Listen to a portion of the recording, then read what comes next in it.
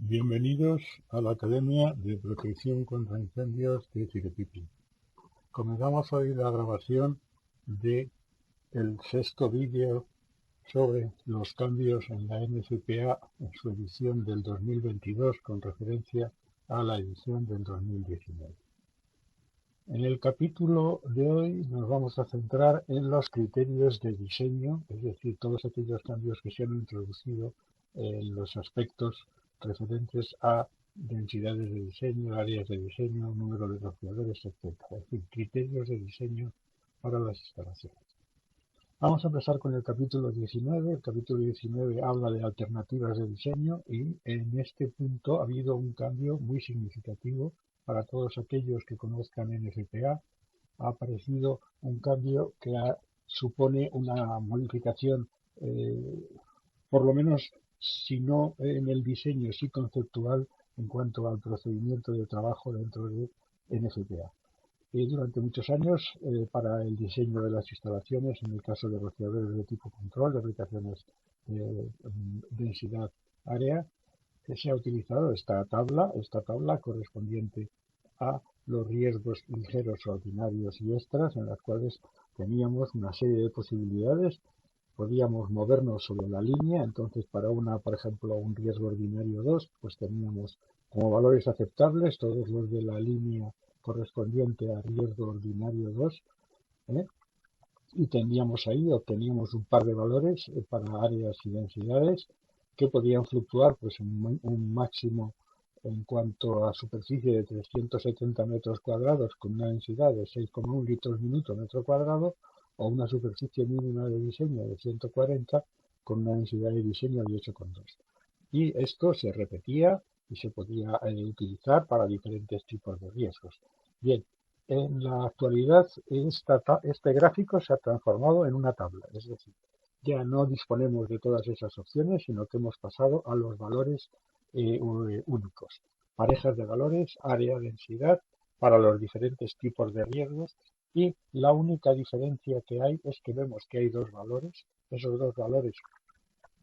los que tienen el asterisco, que son los valores que tienen un mínimo, un valor mínimo de densidad de diseño y un valor máximo de área de diseño, se corresponden a aquellos casos en los cuales tenemos espacios dentro del edificio que estamos protegiendo, espacios ocultos, combustibles sin rociadores. En ese caso, la densidad se modifica porque el área mínima de diseño para todo el edificio es de 280 metros cuadrados. Es decir, que tenemos un cambio considerable. Ya tenemos en todas las normas más o menos los mismos criterios. FM cambió los criterios hace relativamente poco y NFPA también ha vuelto o está en el concepto de una pareja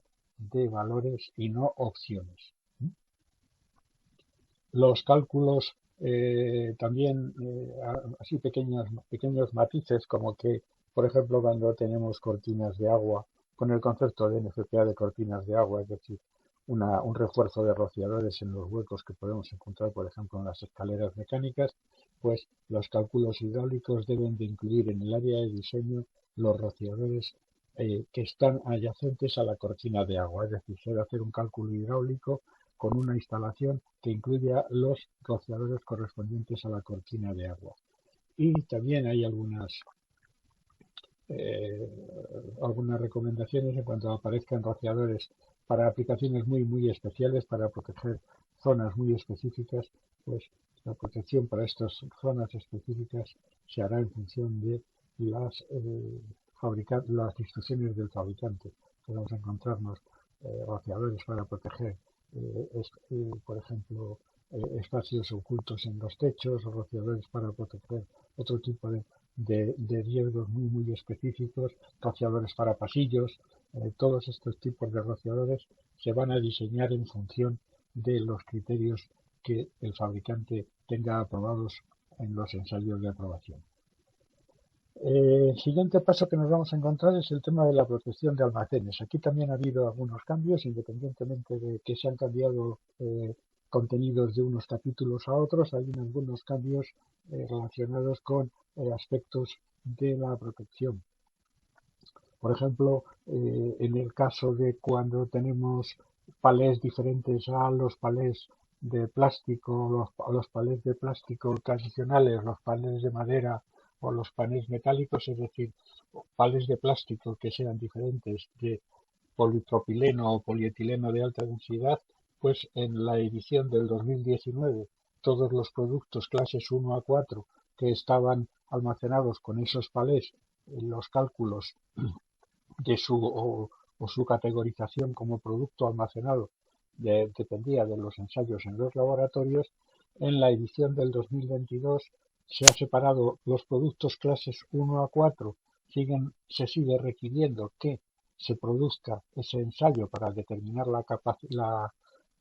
categoría del producto almacenado, pero los productos clase 4 con ese tipo de palés lo que se hace es incrementar la categoría a plástico sin expandir en caja de cartón. Es decir, que para los clases 1 a 3 se sigue manteniendo el mismo criterio, para los clase 4 se opta por incrementar su categoría a plástico sin expandir en caja de cartón. Luego también se clarifica un poco todo lo que hace referencia al concepto de racks múltiples. Los racks múltiples a veces pueden tener problemas cuanto a que se puedan considerar que son como si tuvieran estantes ciegos por la configuración de las cargas. Entonces, en definitiva, lo que se dice es que, salvo que se cumpla lo que tienen los puntos posteriores, los sistemas, todos los almacenamientos con filas múltiples, aunque no tengan estantes ciegos, se considerarán que tienen estantes ciegos, salvo que se cumpla lo que podemos leer a continuación. Y es que existan espacios, o sea, chimeneas transversales y longitudinales colocadas a un máximo de 1 metro, a intervalos de un máximo de 1 metro, o en aquellos que en los cuales no haya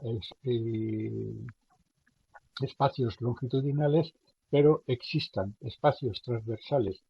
separados a una distancia máxima de 1,5 metros y la profundidad del rack no exceda de 6,1 metro con pasillos que no tengan menos de 1,1 metro de ancho. Es decir, que en conclusión, salvo que los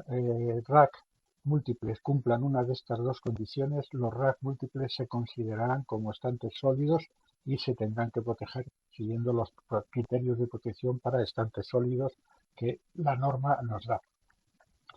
Y otro aspecto que es interesante y que es un cambio bastante importante es que durante muchos años siempre hemos estado comentando, y ha sido una cosa general, que NFPA 13 no incluía ningún criterio con ningún tipo de rociador para techos que tuvieran pendientes que superaran las 2 pulgadas por pie, es decir, pasado a nuestras unidades, pues serían 16,7% en porcentaje, o los 9,5 a 10 grados que cuando medimos la pendiente en grados. Bien, durante mucho tiempo NFPA nos decía solo lo que pone en el punto 1, es que se puede hacer cuando haya alguna sección específica en los capítulos 20 a 25 que lo permita, sigue sin aparecer, pero sí que aparece una posibilidad, y es que tengamos un almacenamiento en rack con rociadores en estanterías, de acuerdo con una de las opciones que hay en el capítulo, en la sección 25.6 para la protección de rociadores en estanterías, siempre y cuando por encima del último nivel de rociadores no se coloque ningún tipo de producto. Es decir, que ya NFPA abre la puerta a la protección de almacenes o la utilización de edificios con estas pendientes para almacenamiento cuando se cumpla este criterio, que está un poco en la línea de lo que en su día hizo SM, es decir, vamos a permitir que se almacene siempre y cuando haya rociadores en estanterías y se cumplan una serie de requisitos. Otro aspecto que ha cambiado es en el almacenamiento de palés en el almacenamiento en edificios interiores de palet, tanto de plástico como palet de plástico, tanto en el suelo como, o sea, apilados en el suelo como en estantes, se ha incrementado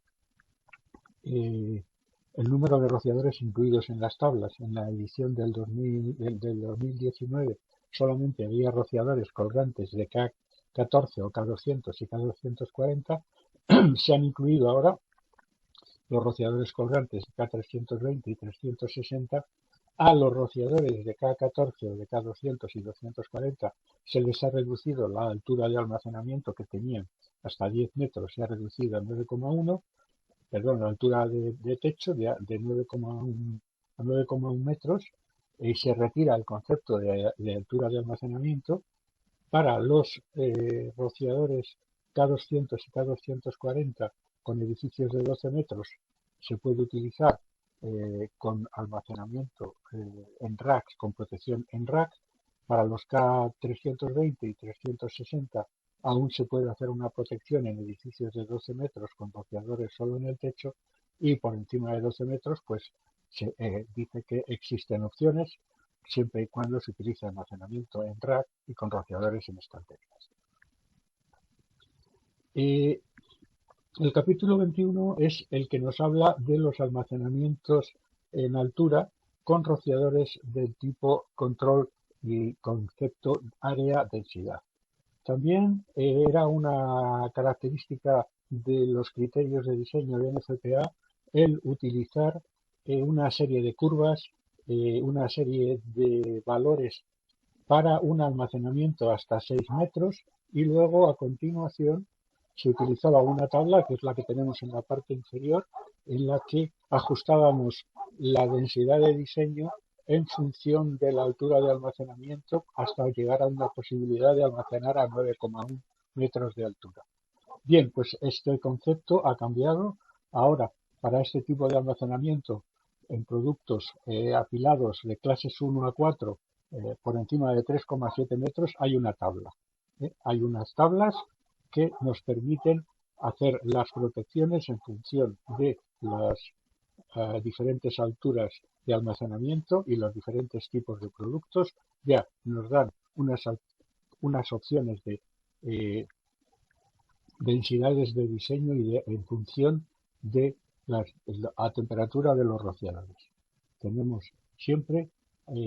y ya no utilizamos la tabla posterior para los ajustes, sino que nos dan los valores hasta 9,1 metros de altura. Las densidades de diseño nos las dan hasta 9,1. Y otro aspecto que ha cambiado cuando el almacenamiento es en rack es que antes teníamos también unas tablas en las cuales nos encontrábamos los almacenamientos por encima de 3,7 y hasta 7,6, que estaban en la tabla 21.412 para filas simples y filas dobles, y eso incluía una serie de curvas. Bien, pues ahora lo que se ha hecho es colocar tablas con valores para los diferentes alturas de almacenamiento en función de los productos. Esto es lo que teníamos en su momento. Teníamos una tabla, esa tabla nos llevaba a unas curvas y esas curvas nos daban unas alturas, unos criterios para almacenamiento hasta 6,1 metros de altura, y luego nos íbamos a la tabla de la derecha al cual, y ahí ajustábamos las densidades de diseño en función de que estuviéramos por encima o por debajo de 6,1. En fin, pues ahora lo que tenemos son valores como los que tenemos aquí. Es decir, ya tenemos valores únicos, no hay curvas, y nos dan un par de valores, áreas, densidades para los diferentes tipos de almacenamiento y los diferentes tipos de productos.